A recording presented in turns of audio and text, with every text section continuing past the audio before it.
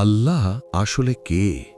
বাস্তবতা আপনাকে ধরে রেখেছে এমনটা ভাবার আগে কিংবা আল্লাহকে কোনো কিছু বা বস্তু হিসেবে ভাবার আগে একটু থামুন, কারণ প্রতিটি কিছুরই অস্তিত্বের জন্য আগে থেকেই তার প্রয়োজন। আল্লাহ হলেন আল হক, চূড়ান্ত সত্য, বাকি সব কিছুই হল ধার করা বাস্তবতা।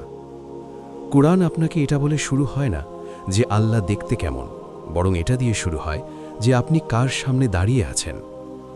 সমস্ত প্রশংসা আল্লাহর, যিনি বিশ্বজগতের রব।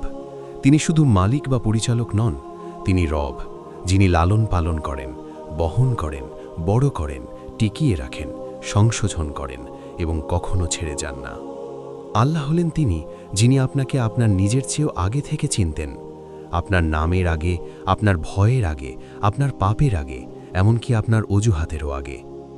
আমি কি তোমাদের রব নই?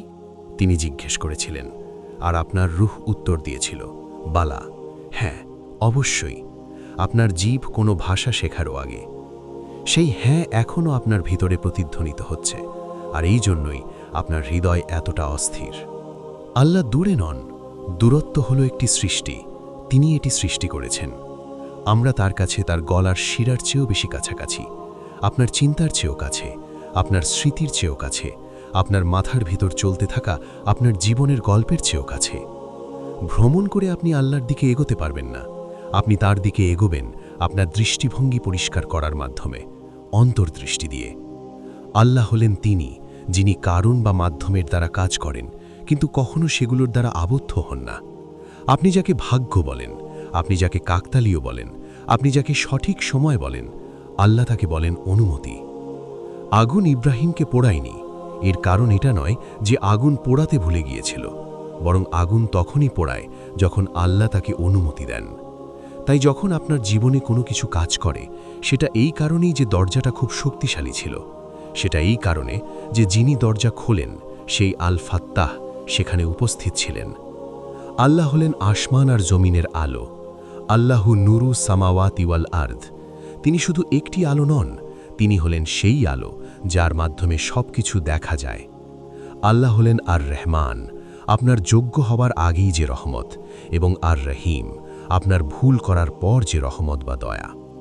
রাসূল সাল্লাল্লাহু আলাইহি ওয়াসাল্লাম বলেছেন, আল্লাহর রহমত তার রাগের চেয়ে ভারী। কথাটা ধীরে ধীরে পড়ুন, সমান নয়, ভারী। আপনি কি ভাবছেন আল্লাহ আপনাকে শাস্তি দেওয়ার জন্য তাকিয়ে আছেন? আল্লাহ আপনাকে দেখছেন যাতে তিনি আপনাকে তার কাছে ফিরিয়ে নিতে পারেন। এমনকি আপনার অপরাধবোধও এক ধরনের পথ নির্দেশনা। আপনার সন্দেহ দেখে আল্লাহ ঘাবড়ে যান না, তিনি আপনার বুদ্ধি সৃষ্টি করেছেন। আপনার প্রশ্নে তিনি অসন্তুষ্ট হন না, কারণ তিনিই আপনার ভিতরে কৌতূহল দিয়েছেন। আপনার পাপ দেখে তিনি অবাক হন না, তিনি আগেই জানতেন আপনার কোন রূপটি হোঁচট খাবে, এবং তারপরেও তিনি আপনাকে সৃষ্টি করেছেন। কেন? কারণ আল্লাহ সুবহানাহু ওয়া তাআলা নিখুঁত মানুষ সৃষ্টি করছেন না, তিনি প্রকাশ করছেন তিনি কে, ক্ষমাশীল, পুনরুদ্ধারকারী, পথ নির্দেশক। আপনি যদি কখনো হোঁচট না খেতেন, তবে আপনি কখনোই তার নাম আল গাফুর জানতেন না। আল্লাহ হলেন তিনি যিনি চাওয়ার আগেই উত্তর দেন। আপনি বলেন, আমি দোয়া করেছি কিন্তু সেটা কবুল হয়নি। কিন্তু যদি হয়ে থাকে, হয়তো আপনার নফস যেভাবে চেয়েছিল সেভাবে হয়নি, হয়তো আল্লাহ আপনাকে রক্ষা করে বা দেরি করিয়ে দিয়ে, বা আপনার পথ পরিবর্তন করে দিয়ে, বা আপনাকে ভেঙে দিয়ে উত্তর দিয়েছেন, যাতে অবশেষে আপনি নরম হতে পারেন। রাসূল সাল্লাল্লাহু আলাইহি ওয়াসাল্লাম বলেছেন, মুমিনের বিষয়টি কতই না বিস্ময়কর, তার জন্য সবকিছুই কল্যাণকর। এর কারণ এটা নয় যে জীবনটা খুব সুন্দর, বরং এর কারণ হলো সেখানে আল্লাহ জড়িয়ে আছেন। শোরগোলের মাঝে আল্লাহকে পাওয়া যায় না, তাকে পাওয়া যায় আত্মসমর্পণে।